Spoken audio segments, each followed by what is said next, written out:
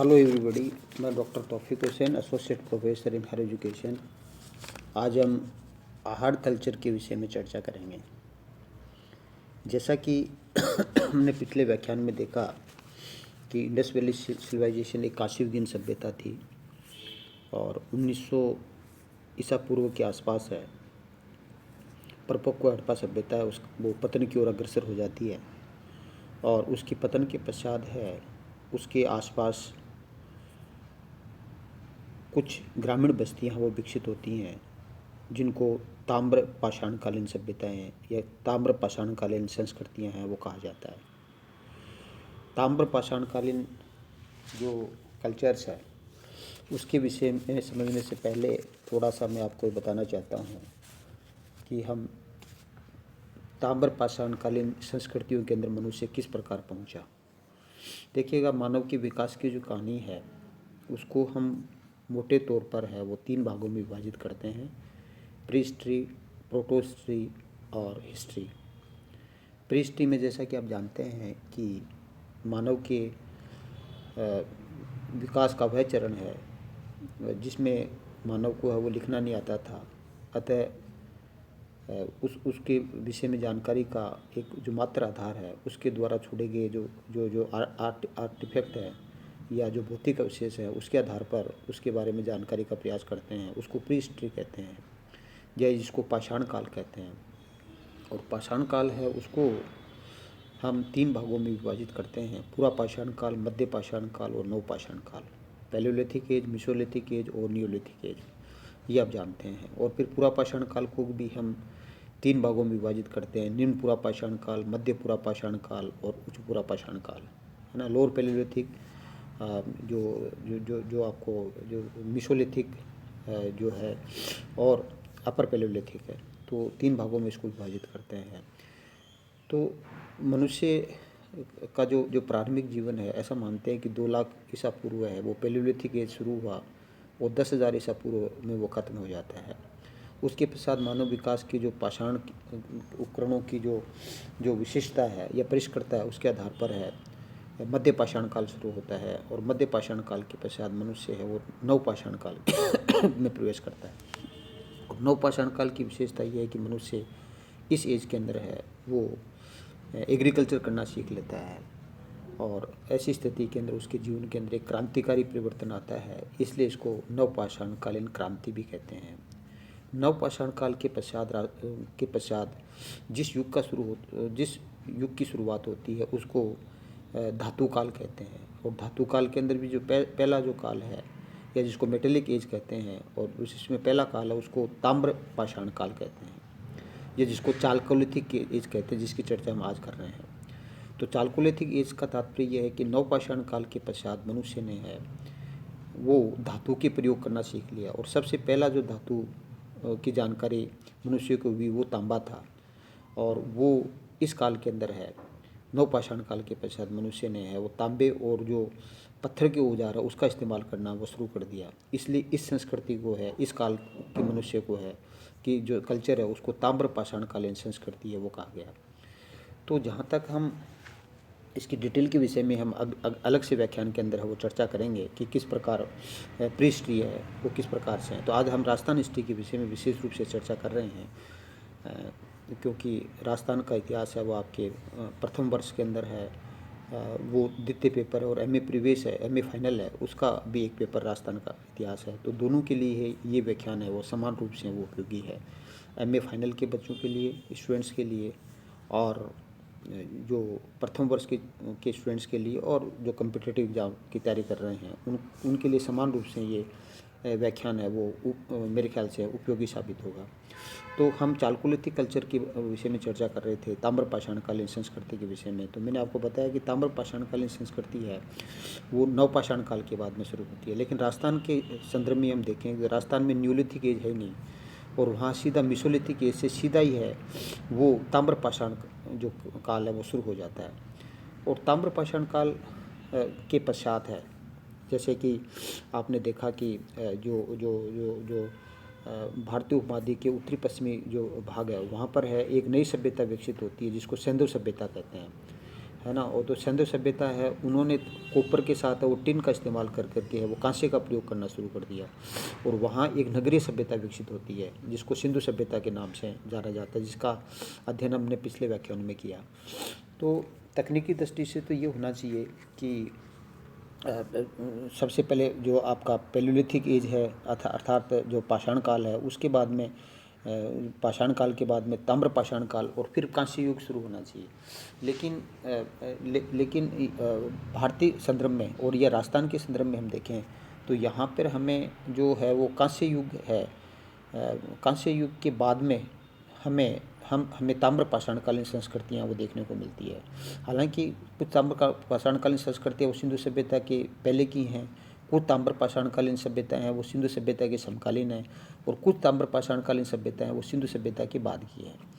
तो आज जो हम अध्ययन करेंगे, जो आपके सिलेबस में है, आहड़, बालाथल और गणेश्वर, इन सभ्यताओं के विषय में चर्चा करेंगे, जिसमें विशेष रूप से जो आहड़ के विषय में चर्चा करेंगे। तो देखिएगा, जैसा कि हमने पिछले व्याख्यान में चर्चा की कि सिंधु सभ्यता का जो पतन है सिंधु सभ्यता की जो परिपक्व अवस्था है वो 2500 ईसा पूर्व से 1900 ईसा पूर्व के मध्य मानी जाती है, और 1900 ईसा पूर्व के आसपास है वो सिंधु सभ्यता जब पतन के कगार पे थी, उसी समय है वो दक्षिणी जो पूर्वी राजस्थान है वहाँ पे है वो हमें एक ताम्र पाषाणकालीन सभ्यता है उसके ताम्र पाषाणकालीन जो कल्चर है उसकी जानकारी हमें मिलती है। तो सिंधु सभ्यता के पतन के पश्चात जो ग्रामीण संस्कृतियाँ विकसित हुई, जिसमें विशेष रूप से आहड़ जो कल्चर जिसकी हम बात करते हैं, या जिसको गणेश्वर कल्चर जो सीकर के नीमका थाना के अंदर, जिसके बारे में डिटेल से चर्चा करेंगे, और मालवा जो कल्चर है, और जो जोरवे कल्चर है, ये जो 4 कल्चर है वो विशेष रूप से है वो उत्तर हड़प्पाकालीन संस्कृतियाँ कहा जाता है। उत्तर हड़प्पाकालीन ताम्र पाषाणकालीन ग्रामीण संस्कृतियाँ इनको कहा जाता है। तो ये संस्कृतियाँ विकसित हुई, जिसमें मैंने आपको बताया आहड़ संस्कृति है, या गणेश्वर संस्कृति है, या मालवा संस्कृति है, या जिसको हम जोरवे संस्कृति कहते हैं। तो आहड़ संस्कृति के अंदर तो क्या है कि जैसा कि आप जानते हैं कि आहड़ संस्कृति के अंदर आहड़ है, आपका गिलुंड है, उजियाना है, ये स्थल है वो काफ़ी विस्तृत क्षेत्र में फैली हुई थी। मालवा संस्कृति में नवदा टोली वगैरह के बारे में आप जानते हैं, गणेश्वर के बारे में आप जानते ही हैं। और जो जोरवे संस्कृति में दैमाबाद है, जो सिंधु सभ्यता का एक महत्वपूर्ण स्थल भी था, तो वहाँ भी ये ग्रामीण संस्कृति के जो अवशेष हमें मिलते हैं। तो ये 4 जो स्थल है, 4 संस्कृतियाँ हैं जो ताम्र पाषाणकालीन संस्कृतियाँ मिलती हैं। लेकिन आज हम है वो आहड़ सभ्यता के विषय में है वो चर्चा करेंगे। तो देखिएगा, जैसा कि मैंने आपको बताया कि आहड़ जो कल्चर है, ये आहड़ कल्चर है वो राजस्थान के जो उदयपुर जिला है, जो उदयपुर डिस्ट्रिक्ट है, वहाँ पे है वो एक आहड़ नामक जो स्थल है, वहाँ पे आहड़ नदी है, उसके तट पर है ये कल्चर है वो विकसित हुई, इसलिए इसको आहड़ सभ्यता के नाम से जाना जाता है। और आहड़ है वो बनास नदी की सहायक नदी है, इसलिए इसको बनास कल्चर के नाम से भी जाना जाता है। इसको बनास सभ्यता भी कहा जाता है। तो आहड़ सभ्यता को बनास सभ्यता भी कहा जाता है, आहड़ सभ्यता भी कहा जाता है। इसको एक तरह से अघाटपुर भी कहा जाता है, क्योंकि पूर्व मध्यकाल के अंदर है इस जो स्थल है उसको अघाटपुर के नाम से जाना जाता था, इसलिए अघाटपुर या अघाटदुर्ग के नाम से भी है ये इस सभ्यता को जाना जाता है। और इस सभ्यता को ताम्रवती नगरी भी इसको कहा जाता है, क्योंकि इसमें तांबे के जो औजार हैं वो काफ़ी मात्रा में मिलते हैं। यहाँ के पत्थर की पर्याप्त उपलब्धता के पश्चात भी है इस सभ्यता के जो इस कल्चर के जो लोग हैं वो तांबे का बहुतायत में उपयोग करते थे, इसलिए इसको ताम्रवती नगरी है वो भी कहा जाता है। और स्थानीय लोग हैं जो आहड़ के, वो इसको धूलकोट या मिट्टी का टीला के नाम से पुकारते हैं, इसलिए इसको धूलकोट भी कहा जाता है। तो इस प्रकार से हम कह सकते हैं कि जो आहड़ संस्कृति जो उदयपुर के निकट ही 2-3 किलोमीटर दूर जो आहड़ जो कस्बा है, वहाँ पर ये सभ्यता है वो आहड़ नदी के जो तट पर विकसित हुई दक्षिणी पूर्वी राजस्थान के अंदर है, और लगभग 4000 वर्ष पुरानी है। और ये एक प्रकार से एक बहुसांस्कृतिक पूरा स्थल है, एक मल्टी कल्चर्ड जो एक साइट जिसको हम कह सकते हैं। इसमें न केवल ताम्र पाषाणकालीन सभ्यता है, अभी तो इसमें ऐतिहासिक काल की और लोहयुगीन सभ्यता की जानकारी भी हमें मिलती है।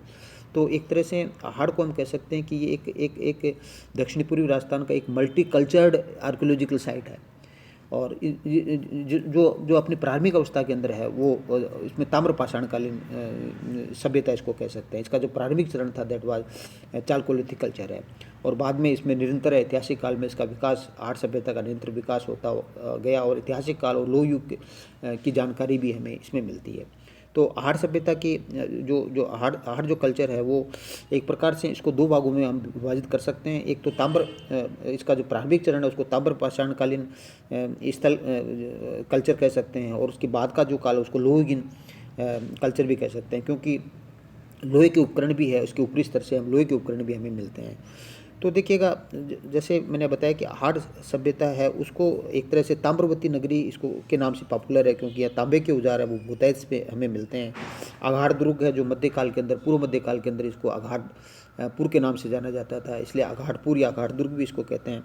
और जहाँ तक इस सभ्यता का जो एक तरह से उत्खनन की बात है, इसको बनास संस्कृति भी कहते हैं, तो उत्खनन की जहाँ तक बात है तो इसका जो उत्खनन है वो एक प्रकार से सबसे पहले है, इस सभ्यता की जो खोज का श्रेय है वो अक्षयकृति व्यास को है। पंडित अक्षयकृति व्यास है, उसने सबसे पहले 1953 के अंदर है इस स्थल की खोज की, और उनके प्रयास से है सीमित मात्रा में इस स्थल का उत्खनन हुआ। और उसके पश्चात 1956 के अंदर है वो आर.सी. अग्रवाल, रतन चंद्र अग्रवाल है, उनके नेतृत्व में इस स्थल का उत्खनन हुआ। और उसके पश्चात 1961 में इस सभ्यता का जो एक व्यापक उत्खनन का जो कार्य है वो पूना विश्वविद्यालय के जो प्रोफेसर हैं वी.एन. मिश्रा है और जो एच.डी. सांकलिया, धीरजलाल सांकलिया है, उनके नेतृत्व के अंदर है इस स्थल का है वो व्यापक रूप से उत्खनन हुआ। और उन्होंने, धीरजलाल सांकलिया ने इस स्थल को है, इस संस्कृति को है वो बनास संस्कृति की संज्ञा दी, और इसलिए इसको आहड़ संस्कृति, बनास संस्कृति इसके नाम से जाना जाता है। और उनके नेतृत्व में 1961-62 के अंदर है वो व्यापक रूप से जो एच.डी. सांकलिया के नेतृत्व में इसका उत्खनन है वो होता है। तो इसका जो उत्खनन कार्य है, जो एग्जीबिशन का जो कार्य है, जो एक सिस्टमेटिक खुदाई का जो कार्य है वो प्रारंभ किया गया है वो पंडित अक्षयकृति व्यास के नेतृत्व में 1953 के अंदर, और बाद में 56 के अंदर है वो आर.सी. अग्रवाल, और उसके बाद में एच.डी. सांकलिया और वी.एन. मिश्रा के नेतृत्व के अंदर है 1961-62 के अंदर इसका उत्खनन हुआ। और इसमें जो राजस्थान जो गवर्नमेंट है उन्होंने जो उत्खनन कार्य किया, उनके सहयोग के लिए विजय कुमार और डॉक्टर पी.सी. चक्रवर्ती है उसको भी सहायक के रूप में नियुक्त किया है। तो इनका भी है वो महत्वपूर्ण योगदान है, वो इस उत्खनन कार्य के अंदर महत्वपूर्ण योगदान माना जाता है, क्योंकि राजस्थान सरकार की ओर से है वो इसमें उत्खनन कार्य के अंदर जो महत्वपूर्ण भूमिका निभाई वो डॉक्टर पी.सी. चक्रवर्ती और विजय कुमार जी थे। तो उन्होंने के प्रयास से है ये राजस्थान की एक महत्वपूर्ण जो ताम्र पाषाणकालीन जो सभ्यता है वो प्रकाश में आती है। और इस स्थल के जो प्रकाश में आने के पश्चात अब कोई भी हमें ये नहीं कह सकता कि राजस्थान है वो सांस्कृतिक दृष्टि से पिछड़ा हुआ है, क्योंकि सांस्कृतिक विकास की विभिन्न जो कड़ियाँ हैं वो बीच के अंदर जो टूट रही थी, वो सांस्कृतिक विकास की कड़ियाँ हैं वो जोड़ने के अंदर आर्ट सभ्यता, आर्ट कल्चर के प्रकाश में आने के पश्चात है वो हमें उनकी सांस्कृतिक विकास की विभिन्न कड़ियों को जोड़ने के अंदर है वो काफ़ी हमें मदद है वो मिलती है, हमें मदद मिली है। तो इसमें जैसे मैंने आपको बताया कि इस सभ्यता का जो उत्खनन कार्य किया ये एक बहुसांस्कृतिक स्थल है, मल्टी कल्चर्ड आर्कोलॉजिकल साइट है। और इसके अंदर इसके अंदर जो इसकी जो विशेषता जिसकी हम बात करें कि इस स्थल के अंदर क्या है कि जो जिसका इसके विभिन्न चरणों के अंदर है इस स्थल का उत्खनन किया गया। और इसमें जो विभिन्न चरणों के अंदर जो स्थल किया गया, लगभग हम 3 स्तरों के अंदर इसका उत्खनन की हम बात करते हैं। तो इसमें जो प्रथम जो स्थल है उसमें जो की खुदाई करते हैं तो इसमें स्फटिक जो पत्थर है उसको वो प्रभुत मात्रा के अंदर मिलते हैं। और जो द्वितीय जो चरण है उसके अंदर तांबे और कांसे है उसके उपकरण हमें मिलते हैं। और तृतीय चरण के अंदर हम जो उत्खनन करते हैं तो वहाँ मिट्टी के जो बर्तन है, मर्द भांड हमें काफ़ी मात्रा में मिलते हैं। तो देखिएगा ये जो संस्कृति है वो एक प्रकार से आप इसको अच्छी तरह से जान लें कि जहाँ सिंधु सभ्यता है वहाँ वो एक प्रकार से नगरीय सभ्यता थी। और नगरीय सभ्यता के तत्व है जैसे इसमें सिस्टमेटिक नगर नियोजन था, लिपि की उनको जानकारी थी, लेकिन यहाँ हमें है वो लिपि की जानकारी हमें नहीं मिलती है। और इस आर्ट लोगों को लिपि की जानकारी नहीं थी। और आर्ट सभ्यता का नगर नियोजन है वो सिस्टमेटिक नहीं था जिस प्रकार से है वो सिंधु सभ्यता के लोगों का था। सिंधु सभ्यता के पास निकट होने के पश्चात भी है और समकालीन होने के पश्चात भी सिंधु सभ्यता के लोगों से इन्होंने सीखा नहीं है। और ये पहाड़ी इलाके के अंदर विकसित थी, अरावली रेंज के अंदर स्थित थी और यहाँ के जो मकान, यहाँ बहुलता से पत्थर थे, तो इसलिए यहाँ के जो मकान है वो एक प्रकार से है वो कच्ची ईंटों से हैं, जबकि सिंधु सभ्यता के भवन है वो पक्की ईंटों से निर्मित है। लेकिन यहाँ कच्ची ईंटों के भवन है वो मकान हमें मिलते हैं। अधिकांश मकान है वो आयताकार मिलते हैं और कुछ मकान के अंदर जो पार्टीशन करने के लिए कुछ चटाइयाँ हैं उसका इस्तेमाल करते हैं। और मकानों की जो छत है उसको भी जो एक प्रकार घास फूस के द्वारा निर्मित होती थी।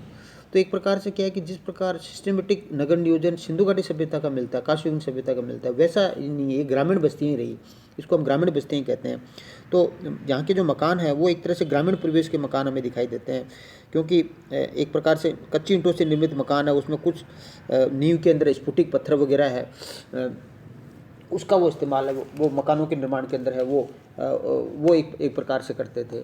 तो कहने का मतलब ये है कि एक तरह से ये जो आदिवासी है वो पत्थर और धूप में सुखाई गई जो कच्ची ईंट है उसके अंदर मकान का निर्माण करते थे। और एक तरह से जो यहाँ की जैसे सिंधु सभ्यता के मकानों के अंदर नालियाँ मिलती हैं, लेकिन यहाँ पर क्या है कि नालियाँ नहीं मिलती हैं। सिंधु सभ्यता की तरह यहाँ की नालियाँ नहीं मिलती। यहाँ पर क्या है कि पानी की, हालांकि साफ़ सफाई पर विशेष ध्यान रखते थे, पानी की निकासी के लिए एक गड्ढा खोद देते थे और उस पर उल्टे गड्ढे रख देते थे और वहाँ मिट्टी डाल देते थे। तो इस प्रकार से जो पानी सोखने की जो पद्धति थी वो एक प्रकार से यहाँ अलग पद्धति, चक्र पद्धति जिसको हम कह सकते हैं। तो एक तरह से यहाँ जो पानी निकासी की जो पद्धति है वो सिंधु सभ्यता की तरह है, वो एक तरह से जो पद्धति हमें नहीं मिलती है। इसके भिन्न हमें जो उल्टे घड़े रख करके है वो पानी निकालने की जो पद्धति है, जो जिसको चक्रकूप पद्धति जिसको हम कह सकते हैं। तो चक्रकूप पद्धति है जिसपे एक के ऊपर एक घड़े रख करके एक तरह से वो घरों से है वो जो पानी जो बरसात के अंदर आ जाता था उसको निकालने का जो काम वो करते थे। इसके साथ साथ जैसे हम ये कहें कि यहाँ के जो मकान हैं वहाँ पर हमें सामूहिक जो भोजन एक साथ 6 चूल्हे एक कतार के अंदर मिलते हैं। तो इससे ये अंदाज़ा लगाते हैं कि यहाँ के जो जो जो एक ही मकान या एक ही रसोई के अंदर कई जो चूल्हे मिलते हैं उसके आधार पर हम कह सकते हैं कि या तो सामूहिक भोजन का कोई प्रोग्राम रहा होगा या संयुक्त परिवार प्रथा रही होगी। तो एक से अधिक चूल्हे मिलना है जो जॉइंट फैमिली या सार्वजनिक जो सामूहिक जो भोजन है उसका जो प्रमाण है हम कह सकते हैं। तो इसमें क्या है कि जो एक तरह से एक चूल्हे के अंदर मानव की हथेली का जो निशान भी हमें मिलता है। इसके अलावा यहाँ जहाँ तक हम जो एक तरह से यहाँ के मर्दभांड की जब हम बात करें तो यहाँ पे जो मर्दभांड है वो लाल, ब्लैक एंड रेड वेयर है वो हमें मर्दभांड वो मिलते हैं। और सिंधु सभ्यता के विपरीत है यहाँ पर जो हम इनकी जो मर्दभांड है उस पर कई प्रकार के जो एक प्रकार से जो क्या कहना चाहिए उस पर जो रेखी चित्रांकन है वो मिलता है। तो कुछ मर्दभांड है वो सादे होते हैं, उसी किसी प्रकार की डिजाइन नहीं है, कुछ के अंदर और बाहर है वो हल्की डिजाइनें मिलती हैं। और एक प्रकार के जो बर्तन है वहाँ पर गर्दन के पर जो सफ़ेद रंग की लाइनें हैं वो बिंदु बने हुए हैं। तो इस प्रकार कई प्रकार के जो मर्दभांड है, जो ब्लैक एंड रेड वेयर है वो मिलते हैं और इसको वो उल्टी तिपाई में इन्वर्टेड फायरिंग है उसके द्वारा वो पकाते थे। तो इसमें कुंभकार है वो बर्तन बनाने के अंदर इतने प्रवीण थे कि बिना चाक के द्वारा भी है वो प्रयोग किए भी वो अच्छे बर्तन बना लेते थे। तो या मर्दभांड है जो मिट्टी के जो बर्तन है वो इस संस्कृति की महत्वपूर्ण विशेषता है। हालांकि इसमें सिंधु सभ्यता, इसमें आर्य सभ्यता के अंदर हमें अनाज के कोई प्रमाण वैसे नहीं मिलता, लेकिन एक तरह से हम ये कहते हैं कि इसमें एक तो बड़े बड़े मर्दभांड मिलते हैं। तो बड़े बड़े मर्दभांड है उनके आधार पर ये अनुमान लगाते हैं कि अनाज रखने के पात्र रहे होंगे, जिसको गोरे और काठे कहा जाता है। तो गोरे काठे क्या है कि आदिवासी है वो अनाज संग्रह करने के लिए है वो बड़े बड़े मर्द भांडों का उपयोग करते थे, तो उसको गोरे काठे के नाम से जाना जाता है। तो इसी प्रकार यहाँ पर क्या है कि बिना आटे के जो जलपात्र मिलते हैं और एक कुछ तस्त्रियाँ मिलती हैं, तो उस तस्त्रियों के आधार पर यह अनुमान लगाया जाता है कि इस प्रकार की तस्त्रियाँ ईरान के अंदर है, वो बलूचिस्तान वगैरह है वहाँ पर भी मिलती है। तो इससे ये अंदाज़ा लगाते हैं कि जो बिना आटे के जो जलपात्र हैं जो ईरान की परंपरा रही थी और जो तस्त्रियाँ हैं वो भी ईरान की परंपरा रही थी। तो उसके आधार पर हम कह सकते हैं कि इस सभ्यता के कुछ ईरान या बलूचिस्तान समकालीन सभ्यताओं से थोड़े बहुत संबंध है वो रहे होंगे। इस सभ्यता के उत्खनन से हमें 6 जो हमें मुद्राएं मिलती हैं, तांबे की मुद्राएं मिलती हैं। तो जो तांबे की जो मुद्राएं मिलती हैं, हालांकि जो मोहरें मिलती हैं, हम ये कह सकते हैं कि 6 तांबे की जो मोहरें मिलती जो मुद्राएं मिलती हैं, मुद्राएं मिलती हैं और 3 मोहरें मिलती हैं। तो इनकी जो मुद्राएं हैं उन पर एक मुद्रा पर त्रिशूल खुदा हुआ है और दूसरी ओर उसमें अपोलो देवता का चित्रांकन है और हाथ में तीर और कुछ तरकस लिए हुए है। तो इसमें यूनानी भाषा में कुछ लिखा हुआ भी है। तो इससे ये अंदाज़ा लगाते हैं कि एक प्रकार से ये मुद्रा है वो एक यूनानी मुद्रा रही होगी। और जो 3 मोहरें हैं वो भी यहाँ पर जो मिलती हैं। तो इसमें क्या है कि उत्खनन के मतलब कुछ जो हम कह सकते हैं कि पाषाणकालीन उपकरण भी मिलते हैं। हालांकि पाषाण बहुत ज़्यादा पत्थर थे, लेकिन फिर भी यहाँ पर जो क्वार्ट्ज नामक जो पत्थर है उसको आदिवासी है वो अपने मकानों को सुंदर करने के लिए है वो जो स्फुटिक पत्थर है जिसको क्वार्ट्ज कहते थे उसका इस्तेमाल है वो करते थे। और इन पत्थरों से कई प्रकार के वो जो चर्ट वगैरह है उन पत्थरों से वो विभिन्न प्रकार के औजार भी बनाते थे और विभिन्न चीज़ों को जो छीलने हैं वो और छेद निकालने के लिए इसको आकार उसके लिए उपयोग में लेते थे। हालांकि इसमें जो कुछ माइक्रोलिथ है वो थोड़े बहुत मिले हैं जो कि बिरडोल किस्म के हमें दिखाई देते हैं और इनके किनारे धारदार नजर आते हैं। इसके अलावा तांबे के जो औजार हैं वो प्रभुत मात्रा में मिलते हैं, इसलिए इसको ताम्रवती नगरी भी कहा जाता है। और तांबे गलाने की जो भट्टियाँ भी यहाँ मिलती है, जो प्रमुख उद्योग है वो तांबे गलाने का उद्योग था। ऐसा कहा जा सकता है कि जो खेतड़ी वगैरह से तो तांबा सिंधु सभ्यता के लोग लेते थे, यहाँ भी का तांबा है वो सिंधु सभ्यता के अंदर निर्यात होता होगा। तो यहाँ पर तांबे की कुलाड़ियाँ हैं, अंगूठियाँ हैं, चूड़ियाँ हैं और जो कॉपर स्लैक्स हैं वो काफ़ी मात्रा के अंदर मिलते हैं। तांबे की चादरें भी मिलती हैं। तो तांबे की इस आधार पर हम कह सकते हैं कि जो आहड़ है वो तांबे की वस्तु बनाने का जो प्रमुख केंद्र रहा होगा। और जैसे मैंने बताया कि जो आहड़ जो जन्मक स्थल है वो सिंधु सभ्यता के विभिन्न स्थलों को भी तांबा निर्यात करता होगा।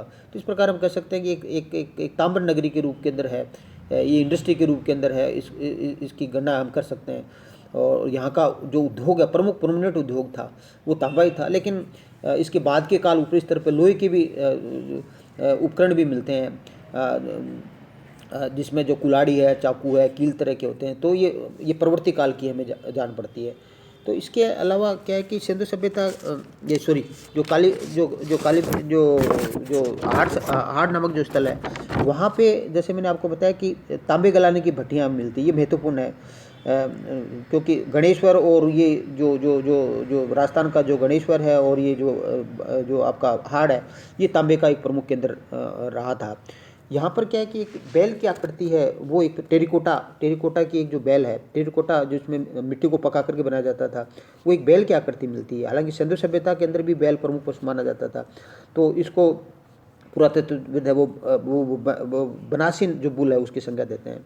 तो इस तरह से हम कह सकते हैं कि सिंधु सभ्यता के अंदर जहाँ तक कृषि की बात है तो यहाँ के जो हालांकि कृषि के डायरेक्ट प्रमाण तो हमें नहीं मिलते हैं, लेकिन एक प्रकार से बर्तनों के अंदर है वो एक चावल का एक चित्रांकन मिलता है जिसके आधार पर कहते हैं कि यहाँ चावल है वो विशेष रूप से है, वो ज्वार और चावल है वो प्रमुख फसल रही होगी। और चावल तो इतनी अच्छी किस्म के थे जिसको वनस्पति चावल की है वो संज्ञा दे सकते हैं। अच्छी किस्म के जो चावल है वो पैदावार, क्योंकि पानी की पर्याप्त मात्रा है वो इस स्थल पर है वो हमें दिखाई देती है। तो इस प्रकार बड़े बड़े मृदभांड है उसके आधार पर हम कह सकते हैं कि मृदभांडों का मिलना और उस पर चित्रांकन मिलना, विभिन्न अनाजों का चित्रांकन मिलना, उसके आधार पर हम कह सकते हैं कि सिंधवासी है वो कालीबंगा के जो लोग हैं वो एक प्रकार से वो कृषि है, वो भी कृषि उनका प्रमुख व्यवसाय रहा होगा, कृषि से परिचित थे। और ये चावल जो गोपनाथ शर्मा ये कहते हैं कि ज्वार और चावल है वो इनकी जो प्रमुख फसल होती थी। रंगाई छपाई से परिचित थे। ये एक प्रकार से जो साफ सफाई के प्रति जो झाब है, जो मैल उतारने के जो मिट्टी के जो झाबे हैं वो मिलते हैं, जिसके आधार पर हम कह सकते हैं कि इस सभ्यता के लोग हैं वो सफाई पसंद थे। और इसके साथ साथ हम ये भी कह सकते हैं कि इस सभ्यता के जो लोग हैं वो वहाँ यहाँ पर हमें विभिन्न प्रकार की जो हम ये कहें कि जो मर्दमांड की जो विभिन्न हमने इसकी चर्चा की, विभिन्न प्रकार के मर्दमांड प्रभुत मात्रा में मिलते हैं। वैसे हालांकि हम ये कह सकते हैं कि सिंधु सभ्यता की मृदभांड से एक स्टेप आगे के मृदभांड है, क्योंकि उस पर विभिन्न प्रकार के चित्रांकन हमें मिलते हैं। तो पूजा की थाली है वो मिलती है यहाँ पे। तो पूजा के जिस पर दीपक रखने के अलग स्थान थे, तो इसके हम इसकी जो धार्मिक जो उपासना है जो उसके बारे में हम इसका अंदाज़ा लगा सकते हैं। जिसमें धातु गलाने की जो जो जो एक तरह से जो जो भट्टियाँ हैं वो हमें मिलती हैं, और विभिन्न प्रकार के जो खिलौने हैं वो हमें हमें मिलते हैं, जैसे मिट्टी के बैल, हाथी, घोड़े आदि के उत्खनन मिलते हैं। आदि आदि के जो जो जो खिलौने मिलते हैं। आड़ के अंदर मिट्टी के 6 दीपक मिलते हैं, इसका मतलब दीपक का इस्तेमाल वो करते थे। 54 गोलियाँ मिलती हैं, और जो कुछ ह्यूमन फिगर्स भी मिलते हैं, और जिसको हम ये नहीं कह सकते कि ये स्त्री के हैं पुरुष के हैं, क्योंकि इसमें स्पष्टता है वो नहीं है। पहिए मिलते हैं, खरपेले मिलते हैं, क्योंकि सिंधु सभ्यता आर्य सभ्यता के लोग हैं जो मकान बनाने के लिए घास फूस की छत के लिए वो घास फूस का इस्तेमाल करते थे। जैसे सिंधु सभ्यता के लोग तो 2 मंजिल तक भवन मिलते हैं, लेकिन यहाँ नहीं, ऊपर छप्पर वगैरह है या घास फूस के द्वारा है वो इस्तेमाल करते थे। कुछ खरपेले मिलती हैं, जो जो जो मिट्टी की पकाई हुई जो खरपेले हैं जिसको टाइल्स कहते हैं, उसका इस्तेमाल भी है वो एक प्रकार से है वो सिंधु सभ्यता के लोग, जो आर्य सभ्यता के लोग हैं वो करते थे। सुमे की जो सलाइयाँ वो मिलती हैं, चाकू मिलती हैं, चूड़ियाँ मिलती हैं, छल्ले मिलती हैं, कॉपर एक्स है वो मिलते हैं। और जैसे मैंने आपको बताया कि पाषाण से निर्मित उपकरण हालांकि कम मिलते हैं, लेकिन जो चर्ट और क्वार्ट्ज जो पत्थरों के कुछ उपकरण हैं वो हमें देखने को मिलते हैं। हड्डियों के बने उपकरण भी मिलते हैं। कुछ जो प्रीशियस स्टोन की जब हम बात करते हैं तो उसमें कुछ प्रीशियस स्टोन के जो अंगूठियाँ वगैरह पहनने के लिए वो काम में लेते थे, उसका मिलता है। एक इसमें क्या है कि एक सिलबट्टा मिलता है, जिसको हम ये कह सकते हैं कि जो जो सिंधु सभ्यता के लोग हैं वो एक राजस्थान के अंदर सिलबट्टा, जो अनाज पीसने के लिए जो सिलबट्टा है, वो एक प्रकार से वो एक महत्वपूर्ण विशेषता हम कह सकते हैं कि वो आटे, जैसे कि एक तरह से गेहूँ और ज्वार की जो रोटियां वो बनाई जाती थी। और जैसे मैंने आपको बताया कि चावल एक प्रकार से अच्छी किस्म के चावल है, जिसको देहरादून के चावल से उसकी तुलना कर सकते हैं, उसके संकेत भी मिलते हैं। तो यहाँ के लोग हैं वो हम ये भी कह सकते हैं कि क्योंकि नदी के किनारे पर थे, तो ये जो मांसाहार है, शाकाहारी और मांसाहारी दोनों प्रकार के जो भोजन है वो करते थे। तो इस प्रकार हम कह सकते हैं कि जो राजस्थान के दक्षिण पूर्वी राजस्थान के अंदर जो जो ताम्र पाषाणकालीन संस्कृतियाँ जो विकसित हुई, उन ताम्र पाषाणकालीन संस्कृतियों के अंदर है वो आहार की जो ग्रामीण संस्कृति है वो अपना एक प्रमुख स्थान है वो रखती है। तो थैंक यू, जय हिंद।